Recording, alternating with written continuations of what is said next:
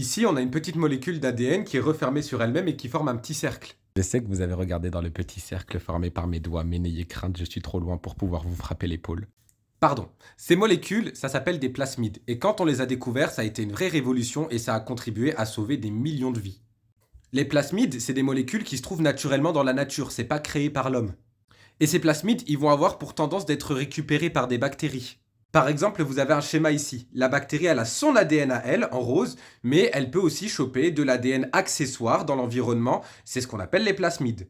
Les plasmides, ils sont connus pour porter des gènes qui vont améliorer les bactéries qui vont les intégrer. Par exemple, énormément de plasmides sont porteurs de gènes de résistance aux antibiotiques. Donc il y a des bactéries qui, en temps normal, en présence d'antibiotiques, meurent, sauf que malencontreusement, des fois, elles chopent le bon plasmide et elles se mettent à résister au traitement.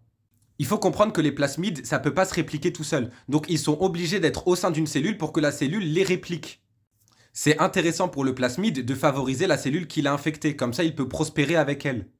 Le truc, c'est qu'on s'est rendu compte que les plasmides, c'est un super outil pour faire rentrer des gènes qui nous intéressent au sein des cellules. Je vais vous faire comprendre ce que je veux dire avec un exemple qui est très connu en biotechnologie, c'est l'insuline.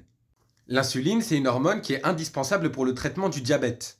C'est une hormone synthétisée par le pancréas et de base, ce qu'on faisait, c'est qu'on prenait l'insuline des pancréas de cochon. Alors déjà, ça coûtait très cher et ensuite, l'insuline de cochon, c'est pas exactement l'insuline humaine, donc il y avait des problèmes par rapport au système immunitaire. Et on s'est dit, pourquoi pas rentrer le gène de l'insuline humaine dans des bactéries qui produiraient de la vraie insuline humaine pour nous. Ça serait moins cher et ça serait bien plus biocompatible. Le truc, c'est qu'on peut pas juste faire rentrer un gène comme ça dans une cellule, il tient pas dans le temps. Le gène d'intérêt, il doit être porté par ce qu'on appelle un vecteur. Le vecteur, c'est une molécule d'ADN qui va porter notre gène d'intérêt. Grâce au vecteur, le gène qui nous intéresse, il va s'exprimer correctement dans les cellules et surtout, il va persister dans les populations de bactéries qu'on a transformées. Il va pas disparaître. Eh bien, je pense que vous avez compris, mais les plasmides, c'est de super vecteurs. On prend notre gène et par ingénierie moléculaire, on le colle au plasmide, pac, et le plasmide, il va faire persister le gène au sein des cellules pour nous.